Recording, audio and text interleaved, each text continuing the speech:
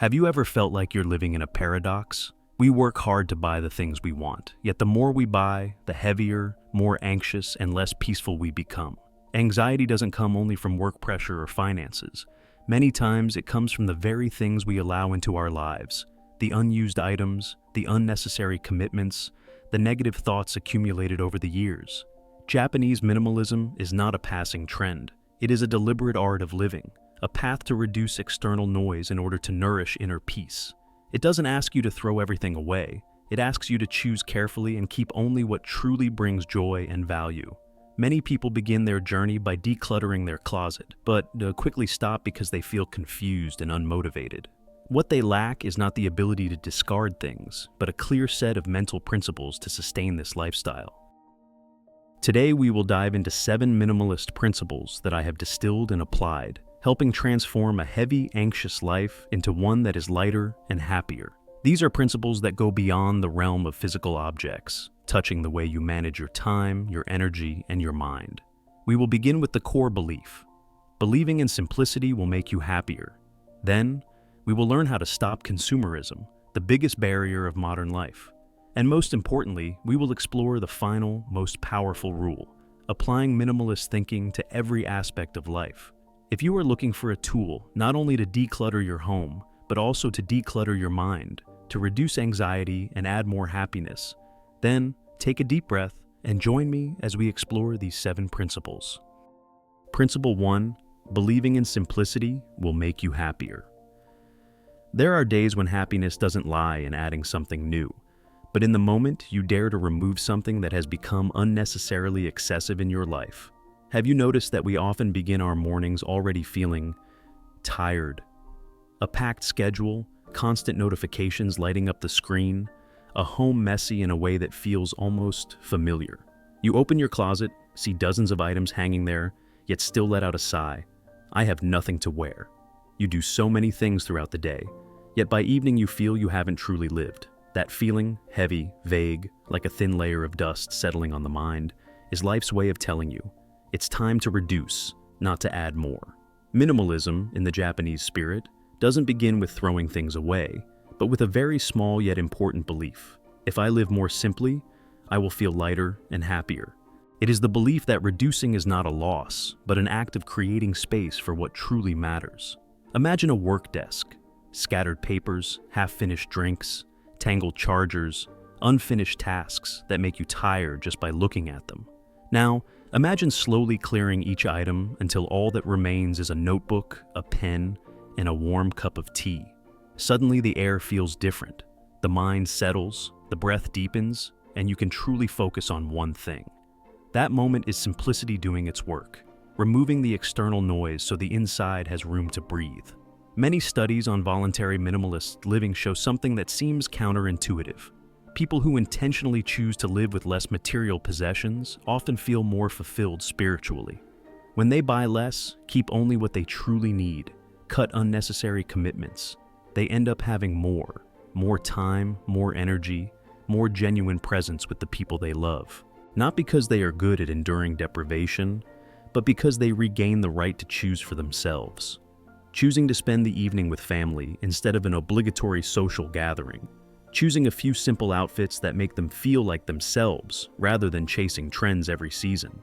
In Japanese culture, you see this simplicity in a room with only tatami mats, a paper sliding door catching the light, and a single branch of flowers in a small vase. Nothing extra, but nothing missing. Everything is there because it was truly chosen.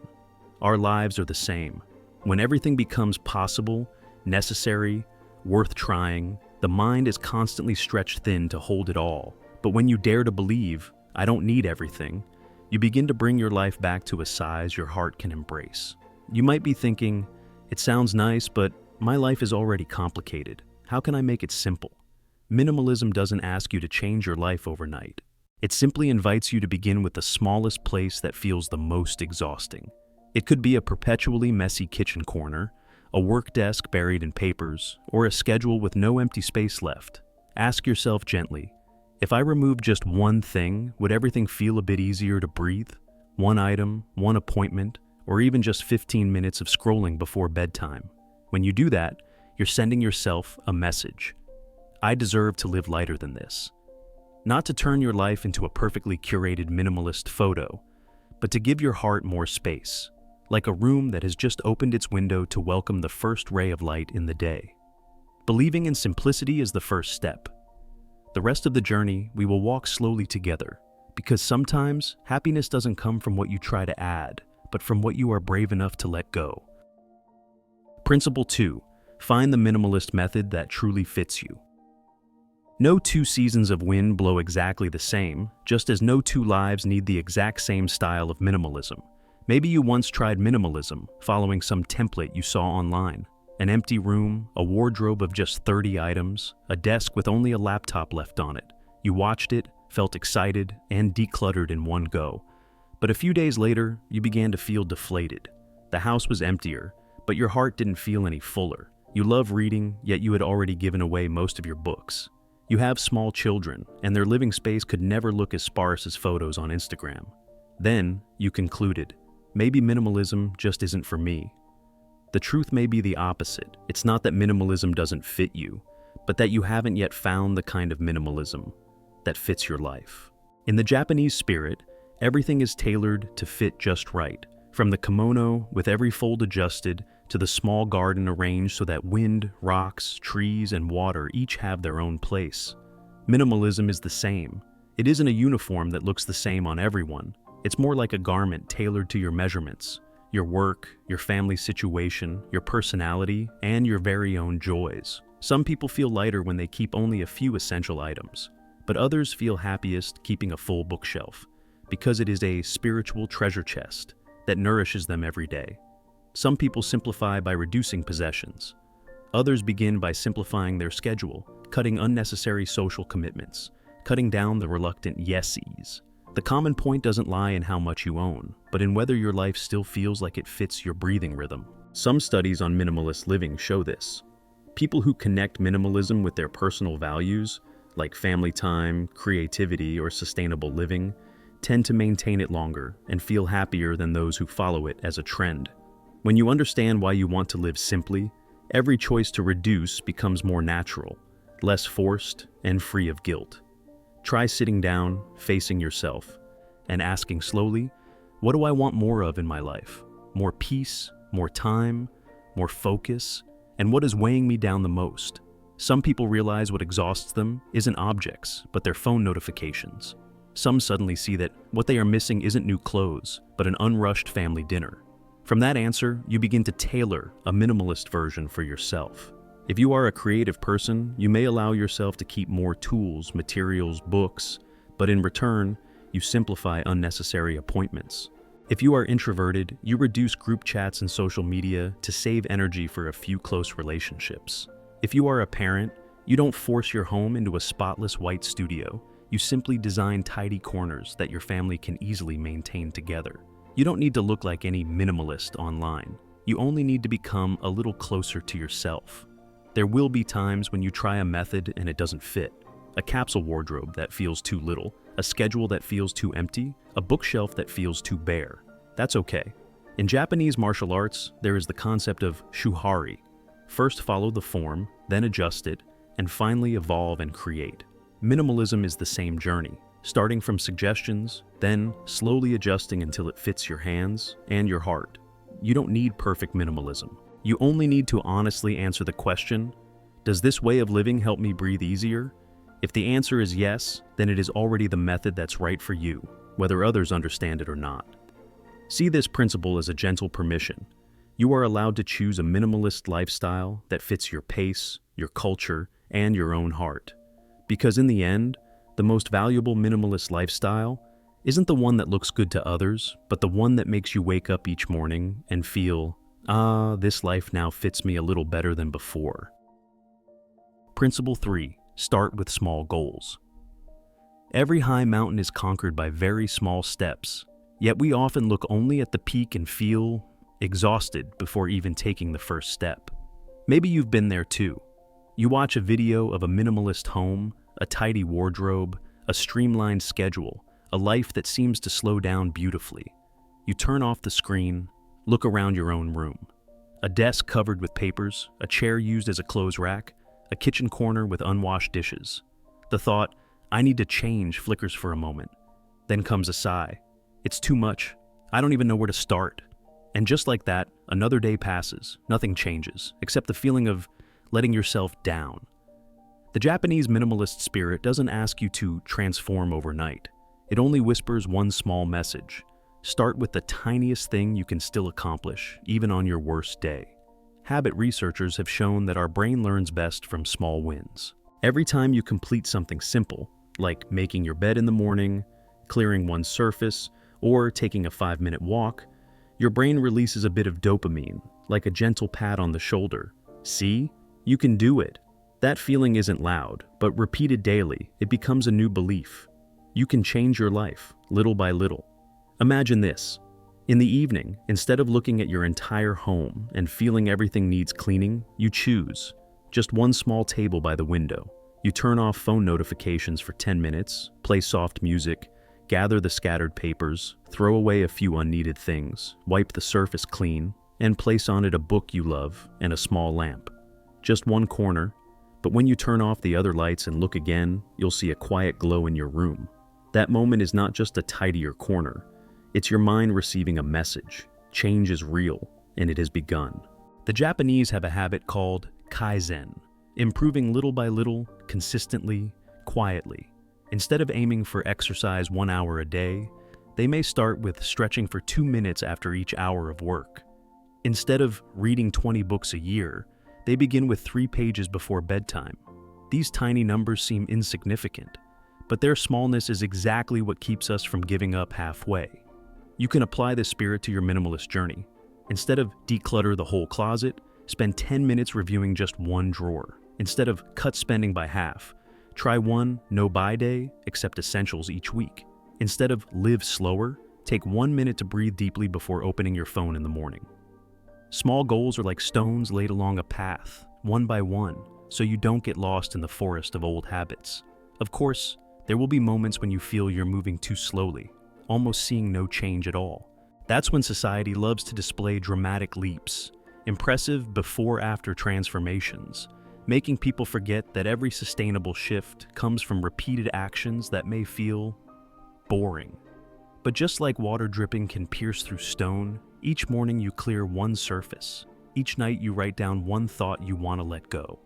Over time, your entire inner world will change. If you feel discouraged, ask yourself, is this goal too big for me today? If the answer is yes, shrink it until you can say, okay, this I can do.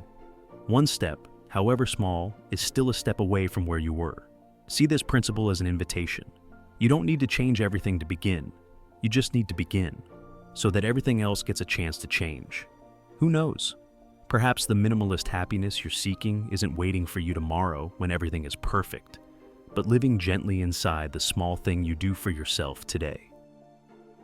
Principle 4. Stop the endless cycle of shopping. There are empty spaces in the heart that aren't meant to be filled with objects, but to let the light pass through. At night, after a long day, you lie in bed and instinctively open your phone. Your finger scrolls through image after image. A new dress, a new lipstick, a must-have water bottle, a course everyone should join. You don't truly need any of them, but each time you tap, your brain gets a tiny shot of excitement. Tired, bored, lonely, stressed, all of it gets soothed for a moment by a single tap of add to cart. Then at the end of the month, looking at your bank account, you sigh. Your closet gets fuller, your home gets tighter, and your mind gets packed with guilt. That's when you realize maybe you're not just buying things. You're buying temporary comfort for the emptiness inside. Psychologists have shown that impulsive shopping rarely comes from need. It comes from emotion, when we're sad, lonely, pressured, or comparing ourselves to others. Each new item gives a brief mood lift, but the brain quickly adapts, the joy fades, and we need another item to feel that high again. The cycle of want, buy, bored, want again repeats endlessly, like a wheel spinning without taking us anywhere. Meanwhile, research on happiness reveals something very simple. People who place less importance on material possessions report higher life satisfaction and lower anxiety and depression. It's not because they hate things, but because they see objects as tools, not proof of personal worth. They invest in experiences, relationships, inner growth. things that can't be added to a cart and don't need a sale to become affordable. Japanese minimalism sees consumption as tending a garden. You don't scatter seeds everywhere mindlessly and let them grow wild, blocking your walking path. You choose a few plants, grow them intentionally, trim them regularly so the garden still has space for you to walk, breathe, and admire.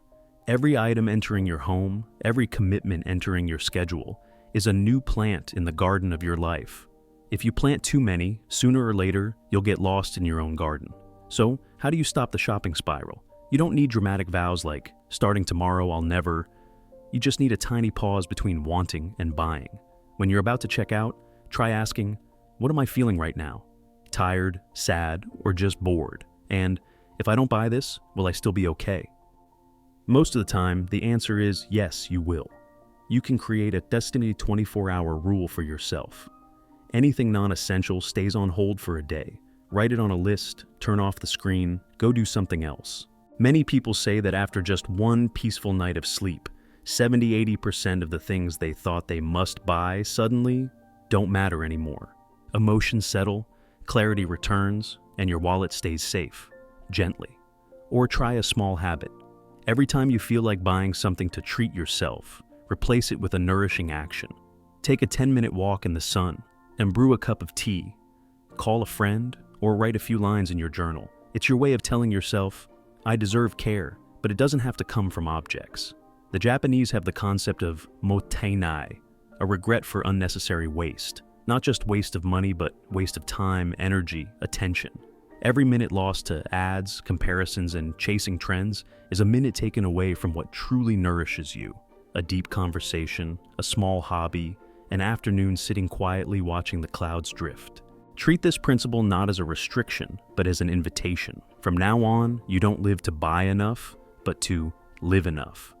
Enough for your heart, enough for your wallet, enough for your home, and enough for your breathing rhythm. Maybe next time, when your finger is about to tap place order, you'll smile, put your phone down, and choose to place something else into your life. A deep breath, a slow step, or a quiet minute to remember what truly makes you happy. Principle 5. Be patient and don't give up. No flower blooms overnight, just as no life becomes simplified after a single round of decluttering. Maybe you once had a weekend full of determination. You pulled everything into the middle of the room, turned on a fiery playlist, and told yourself, today is the day I'll change. By evening, your home was indeed neater. Trash bags lined up by the door. You took a few photos and felt like a new version of yourself. But a few weeks later, clothes pile up on the chair again. The desk overflows with papers. The kitchen corner looks messy, as if it had never been touched. You look around, and instead of just seeing clutter, you see disappointment in yourself. I can't stay consistent with anything. If you've ever felt that way, know this: you are not alone. And more importantly, it does not mean you failed at minimalism.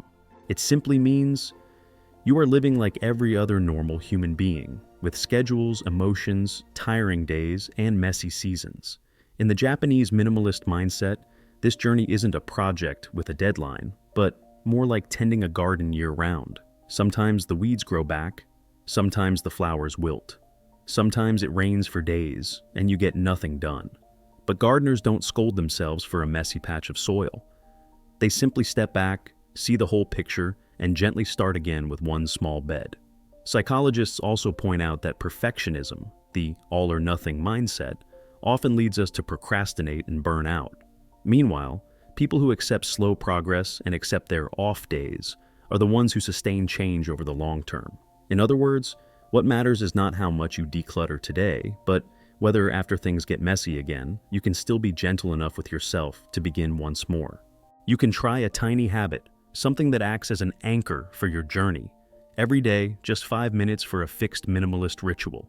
It could be clearing one surface before bed. It could be writing 3 lines in your journal about something you want to let go, a possession, a worry, a comparison. It could be sitting quietly by the window for 2 minutes each morning, watching the light enter the room and asking, today, what can I lighten just a little? Habit science shows that repeated rituals carve a new pathway in the brain. At first, you have to remember, you have to try. But gradually, your body and mind begin to adapt, like a second breathing rhythm. And it is precisely this patience, this repetition that feels almost boring, that quietly transforms the quality of your life. There will be days when you're too tired to clean, too busy to write, too drained to reflect. Those days are not dark marks ruining your progress. They're simply a very human part of you. Let yourself rest, just like a traveler pausing under the shade, then walking again the next day. What matters is not whether you fall, but whether you get up and take one more small step. The Japanese have a concept called ganbaru, to persist and do your best, not through desperate strain, but through quiet, steady effort. Minimalism, through that lens, isn't living perfectly all the time, but this. No matter how many times life becomes cluttered again, you gently return to the question, what truly matters to me right now? And from that question, you loosen one task, one item, one thought. Imagine your home as a space that always has windows. Each time you tidy a corner, write a line, or take a deep breath, you're opening the window just a little more to let the light in. On stormy days, you close it. That's okay. When the sun comes back, you open it again. The light never judges you for leaving the window closed yesterday. This principle, if you want, can be wrapped into one small reminder: I'm allowed to go slowly, but don't stop. And who knows, your patience with these small steps might be the quiet force leading you toward a simpler, fuller, more peaceful life. You just have to keep walking, at a very human pace, with yourself for the rest of this journey. Principle 6. Share the joy of minimalist living with others. Happiness, just like light, does not fade when shared, it expands. Think back to the last time you visited a friend whose home was tidy and calm. Not the magazine perfect kind, but the kind where everything feels just enough. A dining table without clutter, an empty chair inviting you to sit, a corner with a green plant and a warm lamp. You sit down, naturally speak slower, breathe deeper, and your heart settles a little. That is the moment you are touching their lifestyle, not through advice, but through the atmosphere they've created. When you begin living more minimally, the people around you will sense it, sometimes even before you do. They notice you shop less impulsively, speak more calmly about work, and show up more fully in your conversations. They might tease, "You look so simple lately," or wonder, "Why do you seem lighter these days?" Those little questions are quiet doors opening for you to share, not to preach, but to tell a very human story, your journey of untangling your own life. Psychologists call this the behavioral contagion effect. When we witness someone living slower, cleaner, more peacefully, we begin asking ourselves, could I live that way too? A less cluttered home, a less crowded schedule, a less hurried friend, all can become silent mirrors that help others see themselves more clearly. In Japanese culture, keeping a home neat isn't just about aesthetics. It's a way of respecting those who live with us and those who visit. A tidy, quiet space is a gentle invitation. You are safe here. You can be yourself here. Minimalist living, in a sense, is a form of hospitality toward others and toward the soul within you. So, how can you share this spirit without making others feel pressured to be like you? Perhaps it starts with a simple habit. Instead of showing off something new you bought, try sharing an empty space you just created in your life. An evening when you turned off your phone early and walked around the neighborhood. A time you reorganized your bookshelf and kept only the books you truly love. A weekend morning spent having coffee with loved ones instead of going to the mall. When you share these things with eyes that genuinely brighten, the listener will naturally feel it. Living lighter really does feel easier. You can also invite loved ones to join in without calling it minimalism. Ask your kids or partner to tidy a small corner of the house with you like a game. Invite friends over for dinner in a space with fewer things but more presence. And when they say, "Your home feels so peaceful," you can simply smile and say, "I just stopped keeping things I don't need, so there's more room for people and nights like this."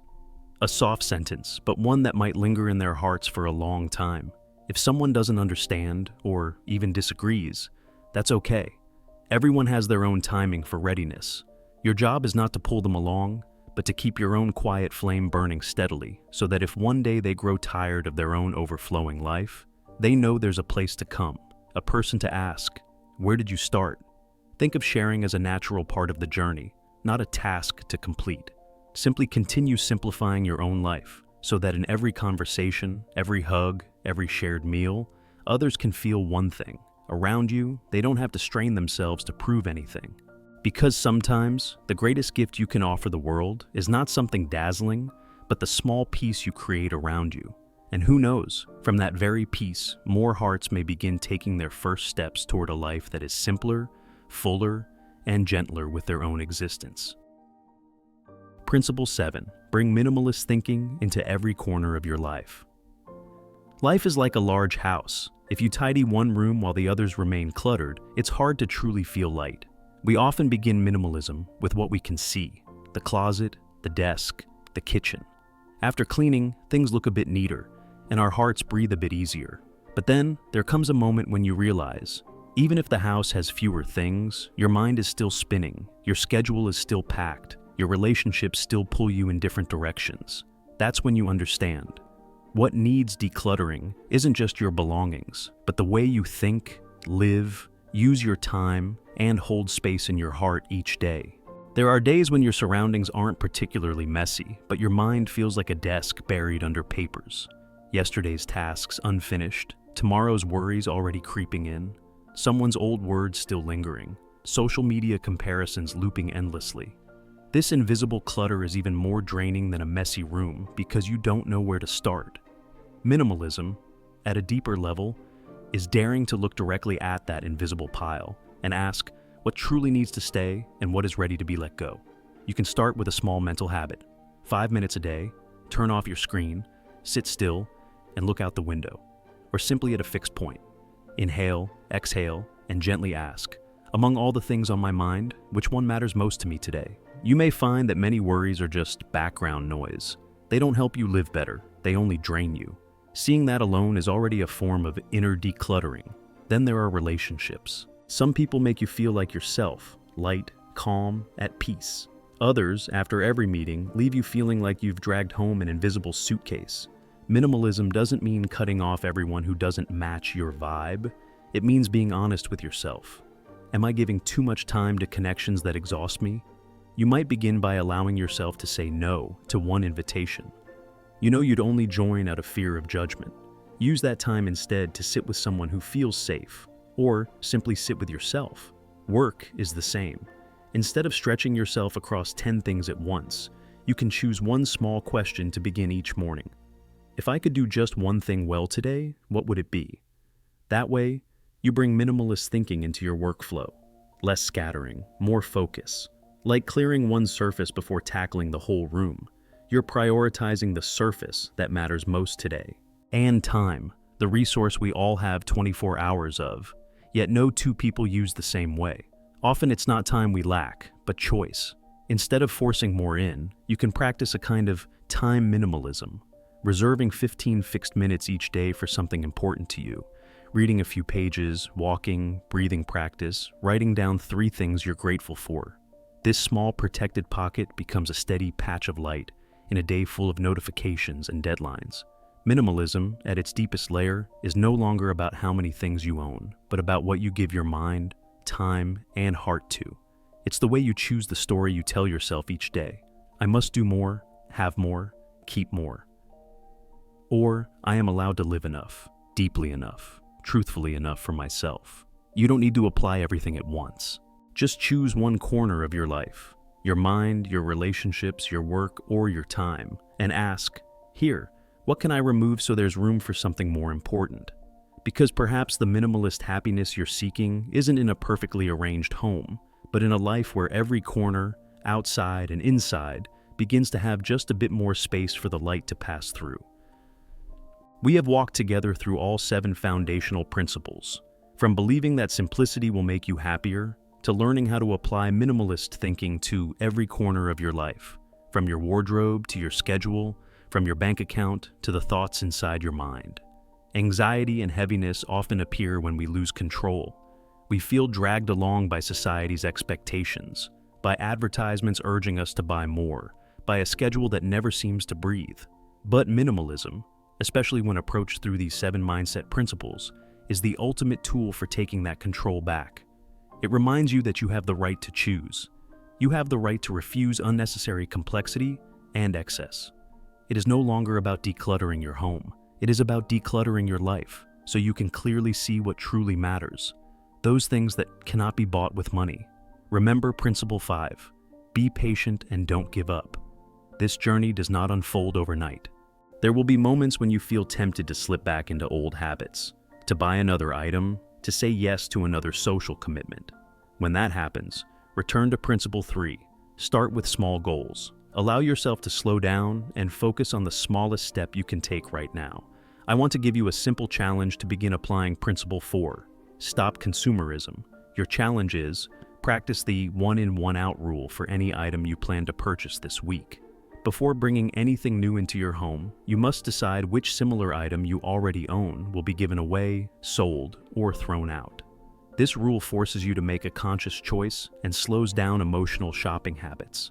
Among these 7 principles, which one feels the hardest for you, and which one will you start applying today? Share your answer in the comments. Your honesty not only helps you, but also helps build a community moving together toward inner peace. If you found these principles helpful in reducing anxiety and adding more happiness, please like the video and subscribe to the Living Japanese Minimalism channel. This is where we continue searching for stillness and strength through simplicity. Thank you for listening. I wish you lightness. See you next time.